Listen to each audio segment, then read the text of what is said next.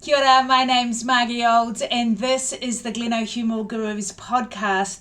This is a podcast for clinicians interested in shoulder rehabilitation.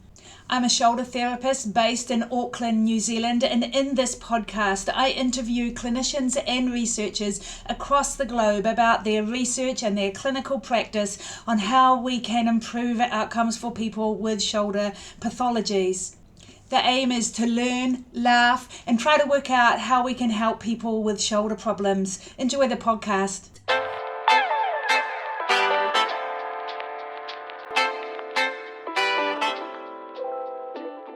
This episode is brought to you by Flawless Motion, shoulder braces for people with shoulder instability in male, female, and bilateral versions. So check out flawlessmotion.com or now flawlessmotion.co.uk for your shoulder brace requirements. Right, on with the podcast.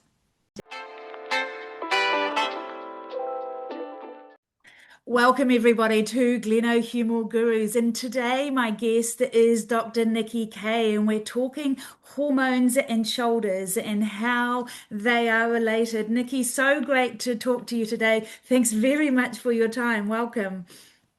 Thank you very much indeed. And my son, by the way, is in New Zealand doing a PhD at Auckland University. So yeah, I know the troubles with the time difference, especially if yours truly doesn't quite get the right time. Anyway, but we're here. Right. We're here.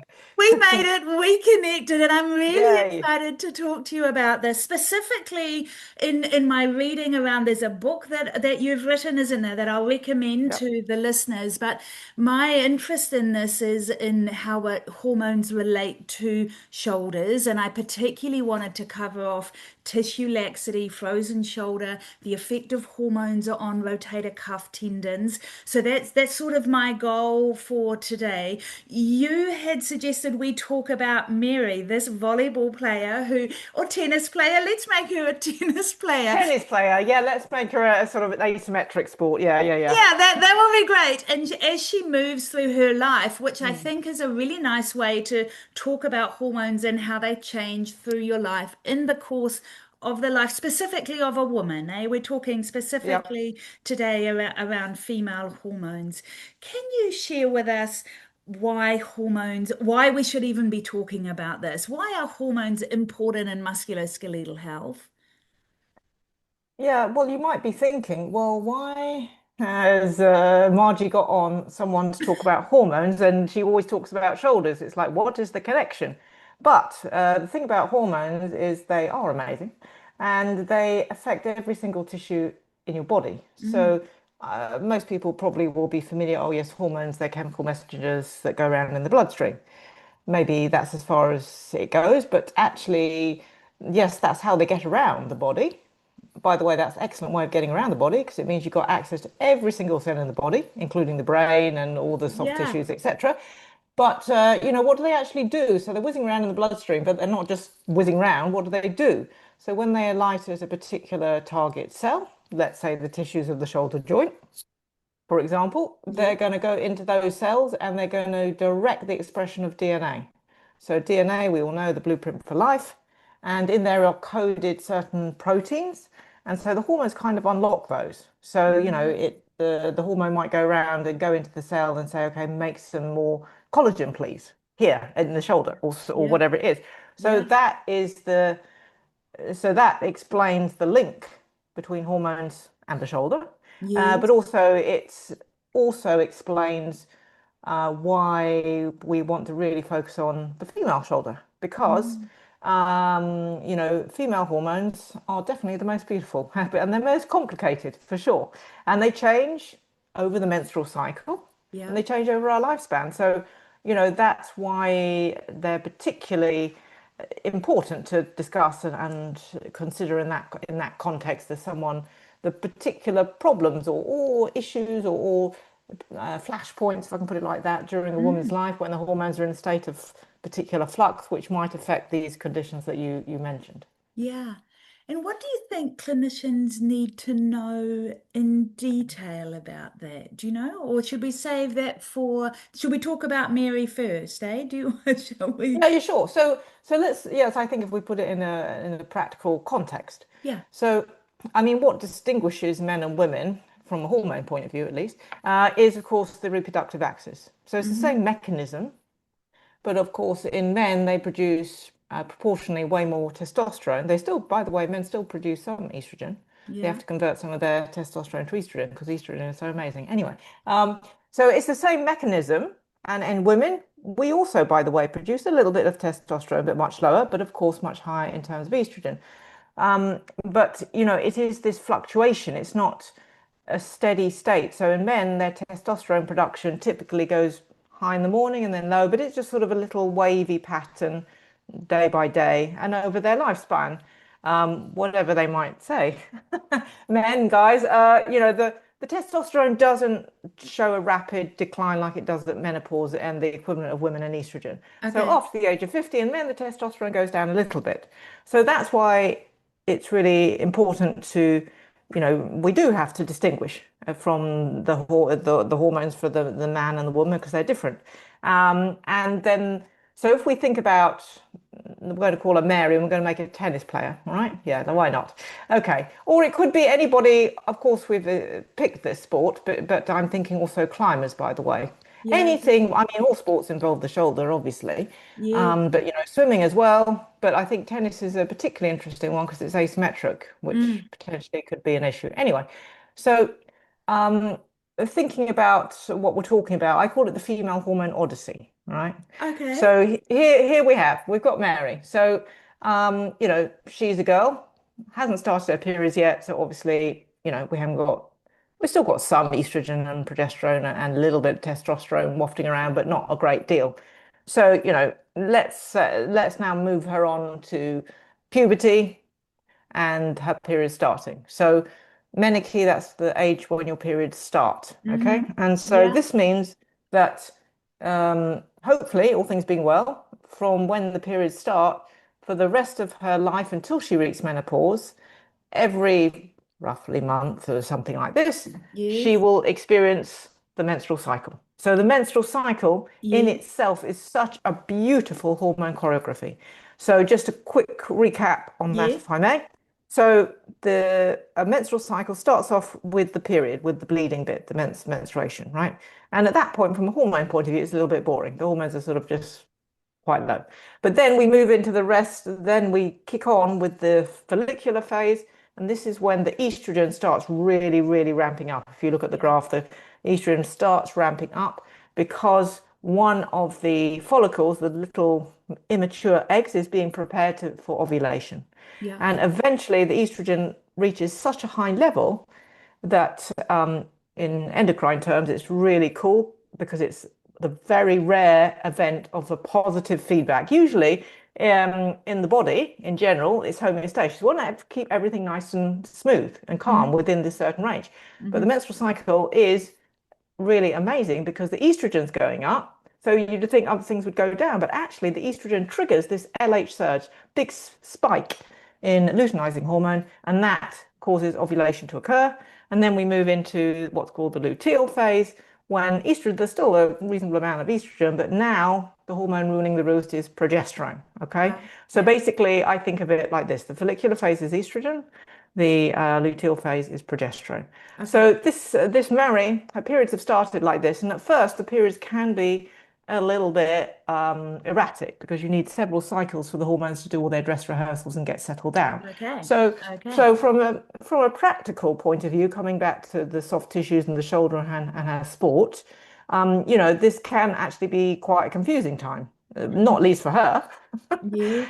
It's like, what are these periods? Heavy periods and a little bit irregular and things like this. And similarly, the tissues can be a bit confused. It's like, well, hold on, what is this new high level of estrogen? It's like, crikey, Yeah. what's Okay. that? And then it's like a little bit up and down. And by the way, she's trying to do her tennis training. Okay. Mm-hmm. And, the coach is saying, right, we've got to practice lots of serves, Mm-hmm. lots of overheads. Yeah. So potentially this is the time, and of course, repeating something. I mean, all sports is repetition, but particularly swimming, tennis, you're Mm-hmm. repeating the same motion. So this is when Mm-hmm. repetitive injuries anyway can Okay. occur, right, in Yeah. anybody. But now Yeah. you've got the extra um, thing about the hormones being in a state of flux, you see. Yes. So that potentially could, and, we're talking about rotator cuff, for example, right? And Yeah. so the rotator cuff are those groups of muscles that hold the shoulder joint in place. Mm-hmm. Really interesting, the shoulder, Mm. because it's a ball and socket joint, as everyone knows, Yes. but it's the same as the hip in that sense, but there's a big difference. The Yes. hip, as you know, you can't do a full rotation of your leg like that. And why is that? It's because the socket of the for the shoulder joint is much shallower than the hip, Yeah. which is great. So you got loads more movement in it, Yes. but potentially laxity, and you have to rely on these rotator cuff muscles to hold the thing in place, frankly, and not Yes. dislocate or whatever. So now you've got this youngster, her periods have started, the hormones are a little bit erratic. Mm-hmm. And the body's like, what are these hormones? What's going on here? In terms of the soft tissue, the collagen, the muscles, everything like this. And of course, the bones.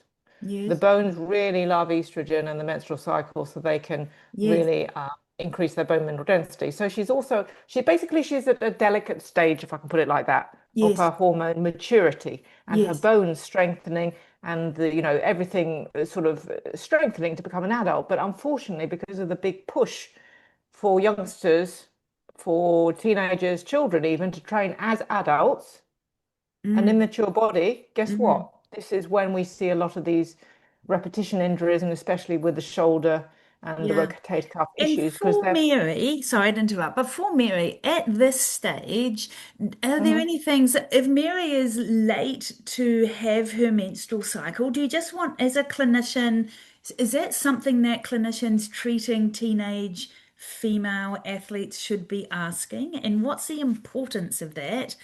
Does it Mm. relate? Because I'm aware of like an energy deficiency, but do you think Yeah. that's relevant in the shoulder? Do you think that Oh, shoulder well, yeah. therapy? And listen, absolutely, because so what you're describing is Mary, Mm. who's got this intense training. By the Mm-hmm. way, she's exercising in school, she's doing school sports, and she's doing lots of outside activity training, tennis Yes. specifically, right? Yes. And by the way, she's studying.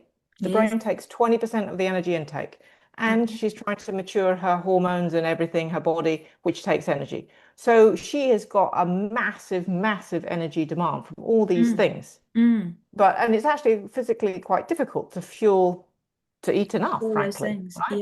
Yeah. To cover all of that. And so this is a key time when relative energy deficiency. So for one of her, schoolmates who isn't doing all this tennis training, and there isn't this big energy demand. So relatively speaking, she might be Mm. eating the same as Mary, and that meets her demands. But Mary's doing all this extra stuff, and Yeah. so there's an energy drain, and it takes a lot of energy, that's a lot of effort for this lovely choreographed menstrual cycle to occur, for the thing to get going. So Yeah. absolutely, this is one of the flashpoints Yeah. in Mary's life Yeah. when she's probably at highest risk, I would say, of developing what's called relative energy deficiency in sport, REDS, right? So Yeah. she's got this energy shortfall. By the way, she's also a teenager, so she's under social media pressure and peer Yeah. pressure Yeah. to look a certain way, blah, blah, Yeah. blah. All right, so we've got all of that extra stuff on board. So it's a Yes. really a challenging time, and REDS can develop. And in that case, the body tries to economize on energy usage, if I can put it like that. It Yes. will always prioritize her movement. It will always prioritize the tennis training, so, which is good from that point of view. Yes. But it's good. The energy's got to come from somewhere. Yeah. And so, Right. actually, a good way of saving energy if you're a woman is switch off the menstrual cycle or delay it starting because you haven't got the Okay. energy to do that. So, Okay. absolutely, if you are presented with someone like Mary, Mm-hmm. whose periods haven't started by the age of 15, we give that a medical term, primary amenorrhea. So Okay. amenorrhea means no period. So Yeah. periods should have started regardless of how much exercise by the age of 15. And if they haven't, then this is a big red flag. You need to figure out why. So It could be there's clinicians a should medic look out for that, eh? Absolutely, and it's a They, question I always ask. yes. and I've got a questionnaire which maybe you can share with your Yeah, listeners, yeah, that'd be perfect. called the Peak Personal Energy Availability Questionnaire. And Yeah, one of the okay. key questions on there is, have your period started, what age, and all this sort of thing. Yeah, So yes, if you're presented with someone like Mary who's doing a yeah, lot of exercise, periods haven't started, she's 16, periods haven't started, you cannot and you must not say, oh, it doesn't matter. Number one, no, don't say it doesn't matter, because the menstrual cycle is not just about getting pregnant, by the way. It's yeah, the hormones, the benefits of these hormones. And so that does need investigation. Very rarely there might be an underlying medical condition, but more likely, I mean, like 99% of the time, probably it's an imbalance of energy. behaviors, energy deficiency. So, Yeah, so you need to, check that out and see what's going on. And if you're right and it's confirmed that there is an energy deficiency from the blood test, etc., mm, then you need to, try and help Mary balance her behaviors more. It's like yeah, you do actually need a day when you're not doing tennis. yeah, I know athletes hate that word, yeah. rest day. It's like, oh, horrible. So I've renamed it Positive Adaptation Day. So that's the That's, time. That's the time when your hormones come out and play yeah, and make the right. tissue stronger, make the Yeah, bone stronger, so you're less likely to get injured and make injuries. good recovery. So Okay. so you would take her aside and try and look through what's her training schedule, Yeah. is she fueling enough and all this sort of thing, and try and work it out so her periods And so start and then stay.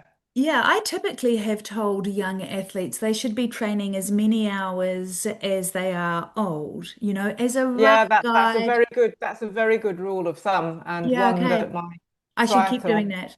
coach, yeah, exactly. I mean, Yeah, obviously it's okay. going to be slightly individual. It depends on the type of training, Yes. Yes. Yes, yes, and yes. all these But we sorts of things. But see lots of kids, they're training in school, and because they're good at it, they yeah, then join a club and then they yes, get exactly. represented, and nobody is managing their load. That's the typical young athlete that I see. Mary at this age, the other person I see is Mhm. this 16-year-old instability with laxity. Is there Yeah. a hormone influence there Yes. in Well, that? Tell me about that. so there probably is. I mean, we know that estrogen in particular has an effect on collagen, Yes. and any soft tissue with collagen in. I mean, the jury is kind of out, because Okay. there was a great talk about, ACL, anterior cruciate ligament Yes, yes, injury, yes, yes, maybe being associated with that big ramp up in estrogen. yes, And theoretically, in the lab, in vitro, that's true. yes, Lots of estrogen could potentially make something more lax. That's true. yes. The supporting structures. But guess what?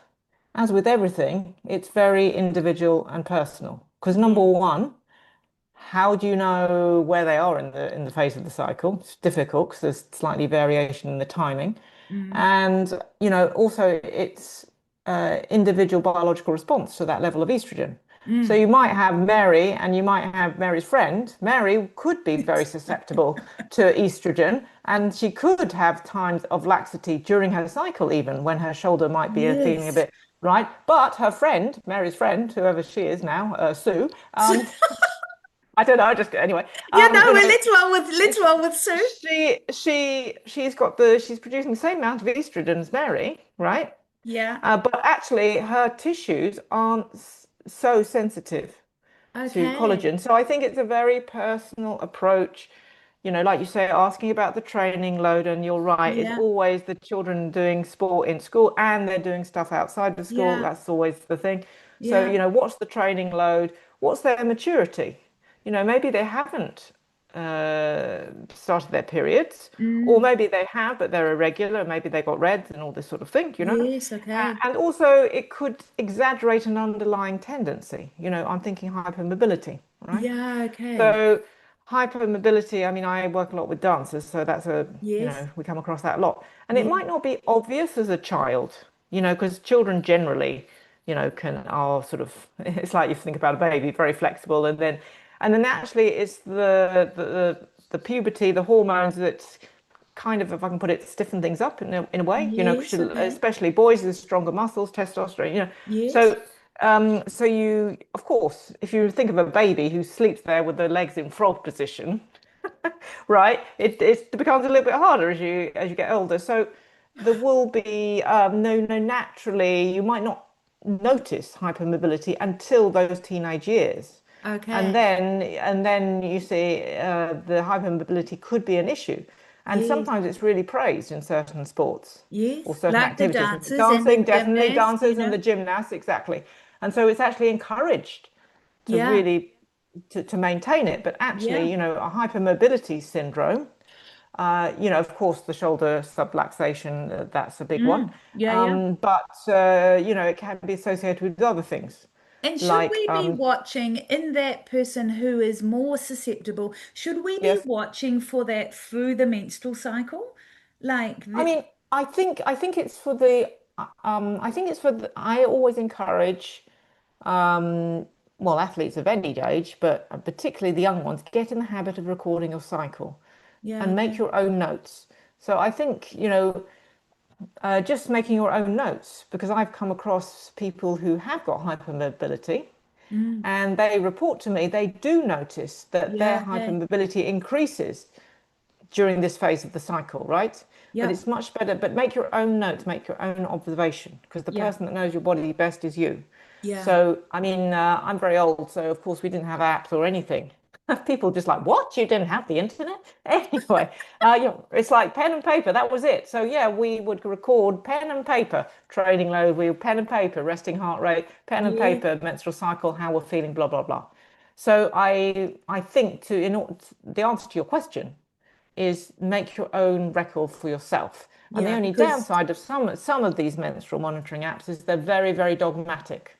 It's okay. like you are now in the follicular phase. It's like Yes. how there's no way you know that. An app does Yeah. not know that.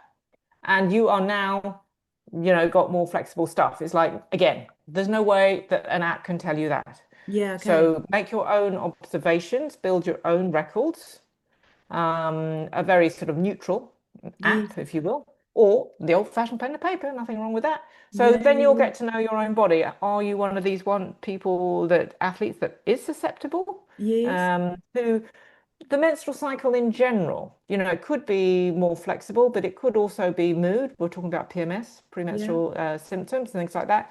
Make your own record of when these things are, and Mm. then you can direct, your actions appropriately to try and deal with that.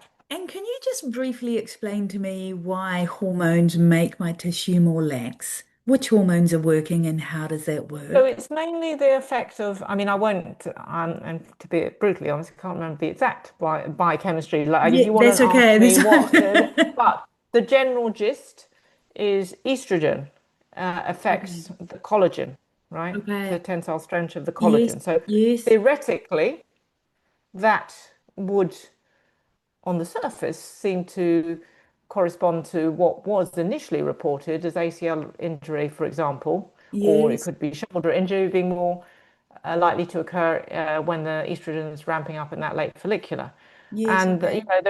initially there was some studies coming out saying, yeah, that's correct. But then guess what? There's a whole slew of studies saying the opposite or saying there's Mm. no effect. Yeah. And it's like, who's right? What's going on here? Because there were two main issues. Number one, the timing. There's no way, unless you're measuring blood test every single day, That you you know. can't know that the estrogen is up, by the Yeah. way. And secondly, like we said, there's individual variation. Yeah. So for some Okay. women, the estrogen will make a big effect on the collagen. For others, it won't make frankly, much Okay. difference at all. Okay. But I have observed that those who already are prone to hypermobility, they Yes. do feel, if I can put it like that, the Yes. effects Okay. of the fluctuation in hormones, but not always exactly the same pattern. Yeah. Some of them will say it is that boost in estrogen before the ovulation. Others Yes. with hypermobility will say actually it's the luteal phase, and they're saying, oh, maybe it's the progesterone. So again, Okay. So we should it's an listen. individual thing, Yeah, and we it's should ask and listen is what I'm taking from exactly it. Let's yes. move Mary on because we need to keep tight Yeah, here. yeah. We need to keep her getting We older. could, Yeah, yeah, I yeah. could have talked to you for hours about this, Nikki, but I think people in their cars driving to work wouldn't have appreciated that. Mary is now getting older. She's recovered from her teenage problems, Yeah, yeah. and now the next thing we need to watch for with Mary. So the next sort of potential flashpoint in terms of hormones in the shoulder would be pregnancy. Okay. So pregnancy, during pregnancy, the placenta pumps out massive amounts of estrogen and progesterone, Okay. right? Yeah. So that's one thing. The other hormone that is produced during pregnancy is something called relaxin. Yes. The name kind of is a clue. It's a bit of a Yes. giveaway. It's relaxing. It does relax. Again, it's the collagen, so so there's more mobility in the joints. Yes. Why is that? Well, if you think about it, of course, the pelvis, Yes. because the pelvis isn't just one block of bone; it's lots of bits joined Mm-hmm. together with Mm-hmm.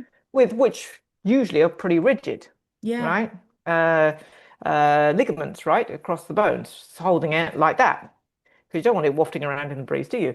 No. But you do want a little bit of give when the baby's trying to come out. So you start producing that during pregnancy, even during the menstrual cycle. There's a little bit of a little blip of relaxin in the luteal phase. But again, it depends on individual variation. Some Yeah. people will notice And there are some won't. phases during her pregnancy that we should look for because I treat lots of hypermobile women Yes. and then advising them through their pregnancy. There are phases I should talk to them about. That change, the relaxing obviously towards the end of their Yeah, pregnancy, yeah, that's but definitely also the earlier. third trimester. Or no, I Not should so I? much earlier, not so much earlier, Okay. but I think it's always good to have that conversation early. Yeah. So to say with them when they are pregnant, even the first trimester, look, your hormones are going to change a lot, and for you personally, if you are already hypermobile, you potentially are going to get even more mobile. Yeah. And certainly later on in the pregnancy. But the other thing people don't realize it's also after you've given birth. So postpartum, the relaxin stays Yes. high. Yes. So for these individuals who are already got a little degree of hypermobility, then actually, I always say maintenance stretching only because Yeah. dancers love it. It's like, oh my God, I'm so Yeah. more flexible. Feels. It's like, no, no, no, don't push it. Yes. Just do, of course, just do your maintenance presses, don't stretches, don't push Yes. it further. So for this woman who already is hypermobile, and now she's going to be awash with loads of hormones, including this Yes. relaxin, at higher Yes. levels than she would see during her menstrual cycle. It's like, look, just to flag up, you will notice this, but Yes. please just, go easy on your stretching, maintenance stretching only, nothing exaggerated, Okay. and keep going with the strength or whatever exercise you are doing, because obviously, there's a push pull with the Yes. the Trying to connective create that tissue, loose, and then stability. also the strength to hold that in place Yes. when you want it. But that is quite for all women should take note of this, but especially if you are already hypermobile, and this could Yes. potentially, especially by the way, you've given birth now, so you think, oh, well, it's all sort of done and dusted, as it were, and Yes. then you're going to be moving around things. Those hopefully they've changed now, but those car seats for babies, oh my God, they weigh a ton, right? Or they Yeah, used and to an anyway. Yeah, yeah, extended yeah, and you want to position. extend it. So, this is a time after you've given birth and you've got your baby and you're trying to move the baby around in heavy car seats and I don't know Yeah, what. and baby's getting heavier and heavier. Yeah, the baby's getting heavier and all that sort of thing. So, you have to be watch out for that there. So Mary will have to watch out for pregnancy as well. And what about breastfeeding? Because I've met some women who then continue breastfeeding Yeah, into 1, 2 years, yeah, and yeah.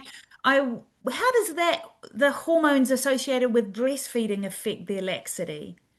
So, if you're breastfeeding, you're going to be producing a load of prolactin, which Okay, is a hormone to help produce the milk, but also it has the effect quite often of suppressing your menstrual cycle restarting, right? okay, Um, Obviously, it kind of because breastfeeding is much more high energy demand compared to the pregnancy itself. It's really high energy demand, so it's kind of yeah, nature's way of saying, look, you need to just okay, focus on this. But therefore, this Mary, she's now given birth.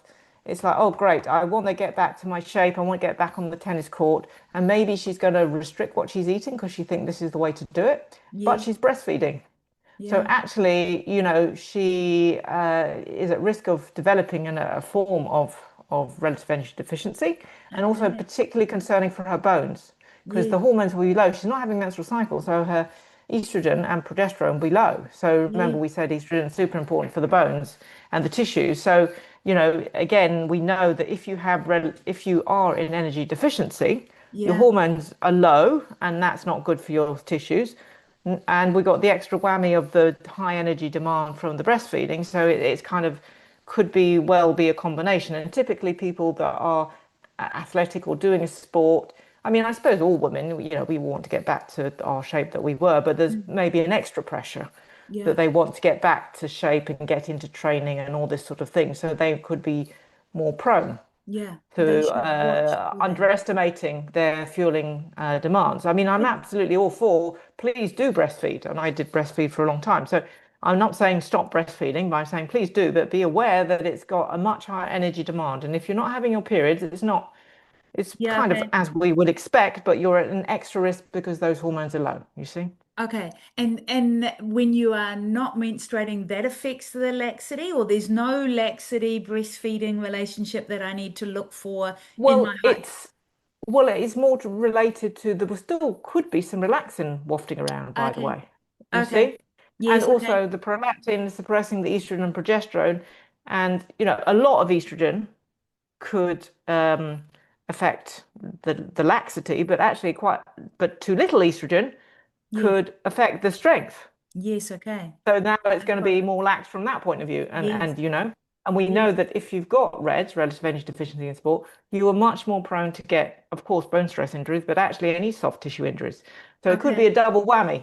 The Yes. hormones are a little bit in flux because of the breastfeeding, and you might not be fueling enough. So this is actually, I don't want to get women worried, and I want them to go and exercise. Please do, but please, it's not the time to be doing high intensity, really high intensity exercise. It's not the time for Mary to be doing loads of tennis practice, loads of serves, and Mhm. lots of competitions because, her body it won't, Yeah. Pay potentially be attention able is to. what you're Yeah, yeah, saying. exactly. So just go gently. Yeah, quite. Yeah. Okay. And so now, so let's keep moving Mary along. She now, Wow. now the thing we need to look for Mary is perimenopause, from what I understand. Yeah. Talk to me about that. So Mary's ovaries has been working hard all her life, by the way, just point out, since they started when she was menarche and she's been pregnant, But at some point in every woman's life, there's menopause, and this is when the ovaries retire. So they don't no longer produce, well, very low levels of estrogen and progesterone. Yes. Okay, so low levels. Perimenopause is the build up to menopause. Menopause isn't an on-off switch. It's not one day you got periods and the next day it stopped. It's Yeah. like this in between time, perimenopause, which is in my opinion, the most tricky time because some Okay. cycles will be entirely as you're used to, and others will be all over the shop, right? Mm-hmm. And Mm-hmm. so the hormones literally go a little bit haywire. And so they can have times of very high estrogen, times of very low estrogen. And Okay.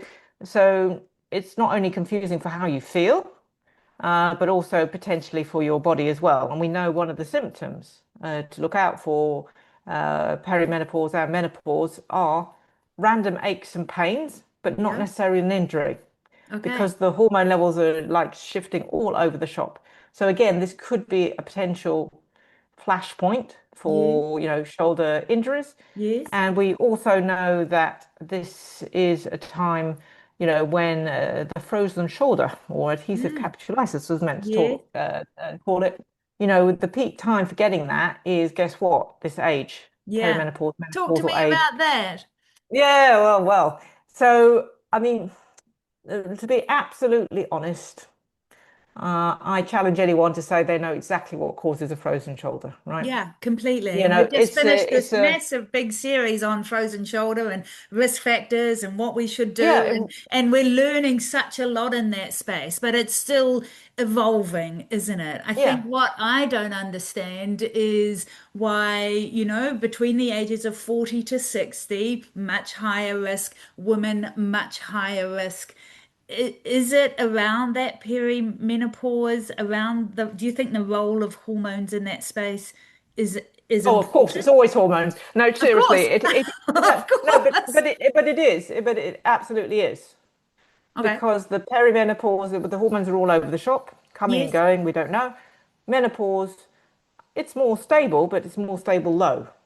Yes. continuously. And by the way, the average age of menopause is 51. There will be someone, of course, it's earlier for various reasons, but in the vast majority, it's 51. And 51 is also, we have to talk about aging, sorry. And as you get older, men get old as well, by the way. There's less of the anabolic hormones, bodybuilding hormones, if you will, like growth Yes. hormone, that declines. And so Yes. that's also, so basically, you've got all these factors coming together at this age. You got Yes. the perimenopause, menopause, so the female hormones. We talked about how important estrogen is, but also that's on the background of Mary's been playing a lot of tennis. There's a Yeah. wear and tear, mechanical Yes. things, but also other hormones are declining, like the growth hormone, the anabolic hormone Yes. to build the tissues, right? Um, Okay. and also this is another sort of peak time for underactive thyroid. And women, again, are more prone to an underactive thyroid. So hypothyroidism, so underactive thyroid, Yeah. can also has a part to play in Yes. Okay. musculoskeletal health. So basically, I think what happens in this age group is a combination of all these risk factors coming together, Yeah. and we talk about inflammation and all these sorts of things. So, put all of this in the mixing bowl, and Yeah. you can see why this could be a time when the shoulder gets stuck. Literally, the tissues get all sticky and whatever. And we Yeah. And also know, of so, course, diabetes as well is a risk factor for yes, frozen shoulder. And exactly. again, type 2 diabetes, again, is more likely in this age group as well. So I think it's a Mm, combination of all these mm, factors mm. that come together. Yeah, I've just finished this wonderful podcast with my colleague Ange Cadogan, and she talks then around this low-grade systemic inflammation Yeah. that is a precursor or a trigger maybe for frozen shoulder. Do you think the hormones have something to do with that low-grade systemic inflammation? Is there something in there that's the link? Well, it could be because estrogen, that wonderful hormone, Yeah, for bones and everything, but also cardiovascular health. We yeah, know that estrogen is very important for sustaining a good lipid profile, cholesterol yeah, profile, and the yeah, reactivity of the artery walls. So, if you're now, I mean, wear and tear again, yes, atherosclerosis, wear and tear, right? Blood's been yeah. high pressure through, so you can see that, but also, potentially some dietary factors, maybe a touch of insulin resistance, and now we're Mm, chucking in low levels of estrogen. So yeah, again, it's all all it combined, all isn't it?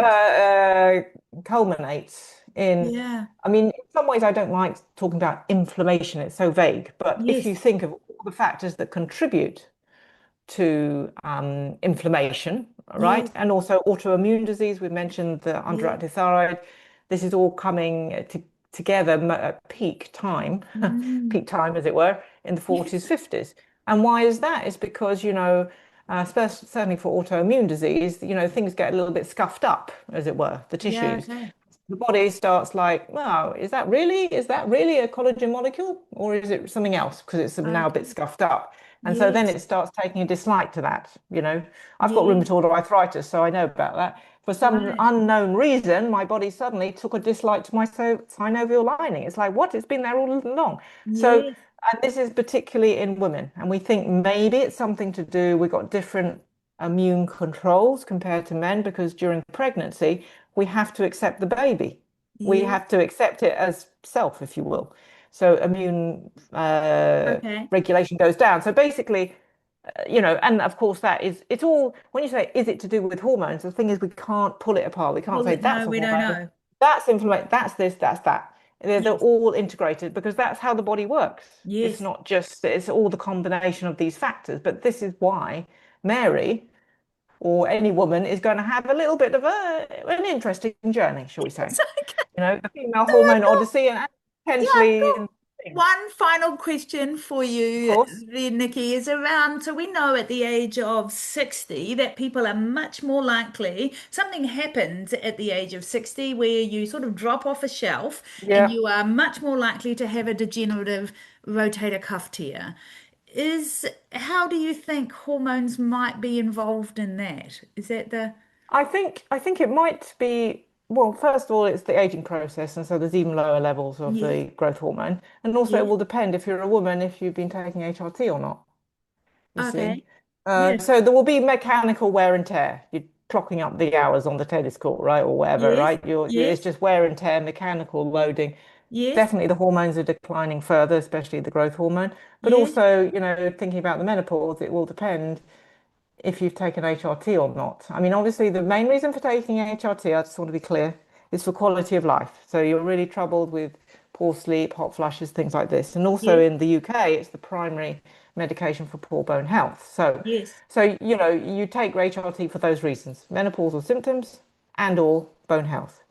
But we know that, taking HRT will, bring the estrogen and progesterone up a little bit more to what, than it would be otherwise. And Mm-hmm. so again, potentially, it will also depend if Mary's taken the choice is taking HRT or not. Yes. So I think that age of 60, yeah, I know.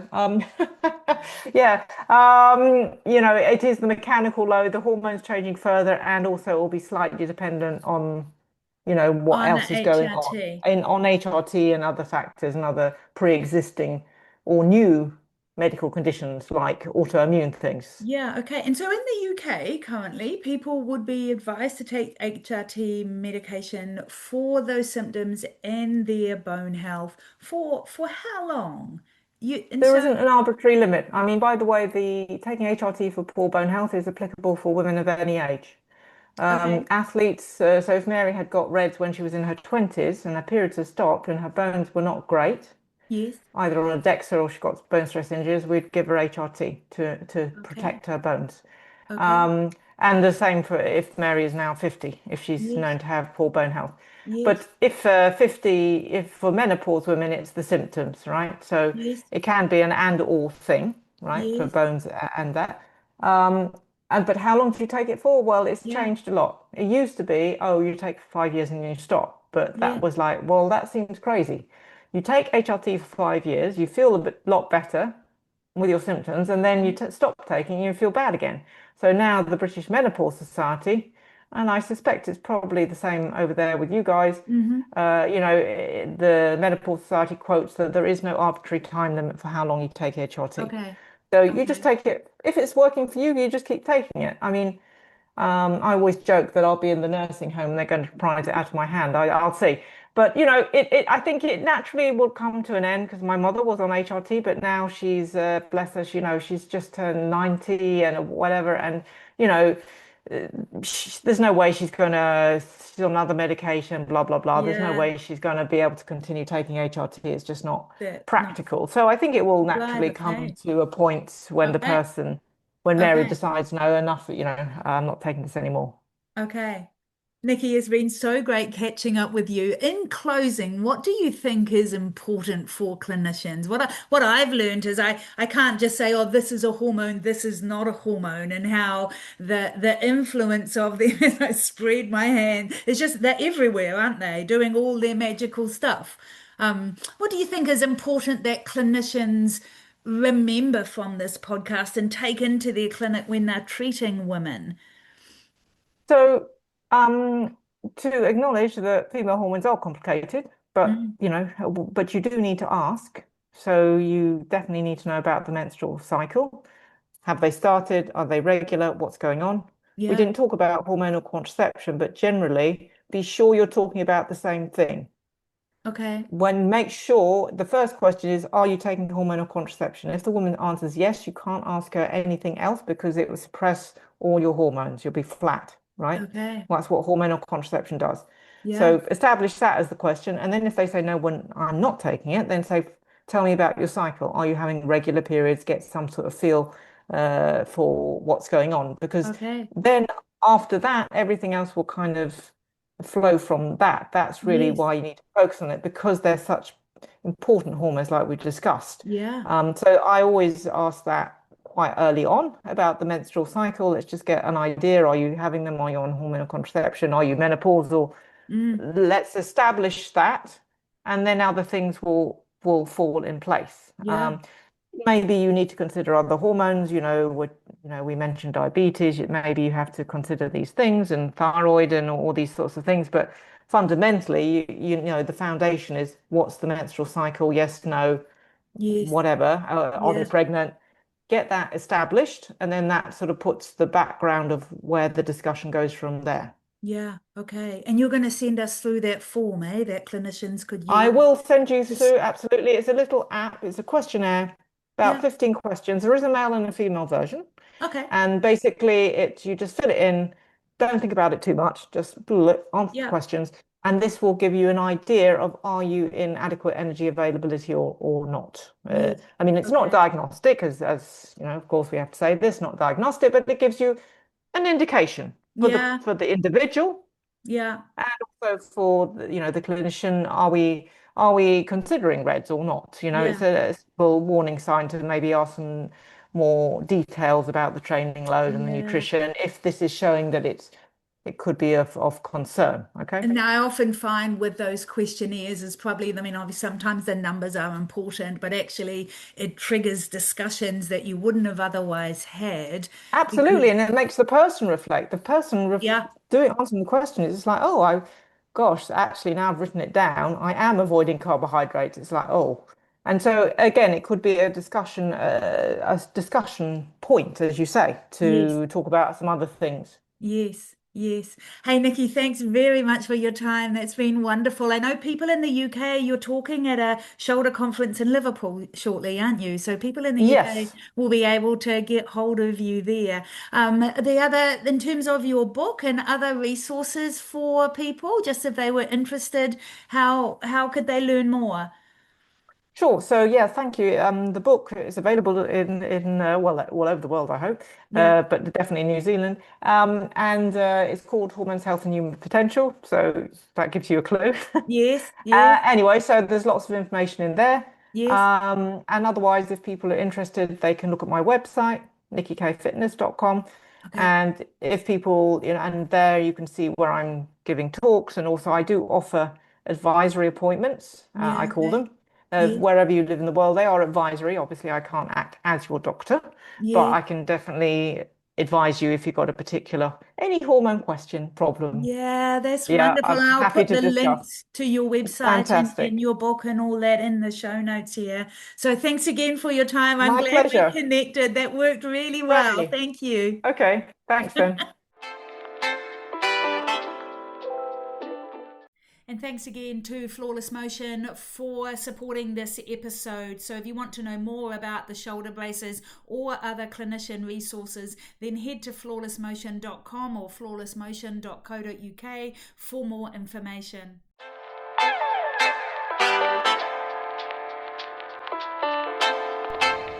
Thanks for listening. I hope you enjoyed the podcast and found some clinically useful tips for your patients in clinic. Please subscribe to the podcast and follow me on social media to keep across the latest releases of the podcast. Don't forget, if you need a shoulder brace for your patients, then check out our shoulder braces at flawlessmotion.com. And if you want to know more about assessment and treatment of rehabilitation of your patients, then check out the online shoulder courses at margieolds.com. Otherwise, take care, enjoy, and see you next time.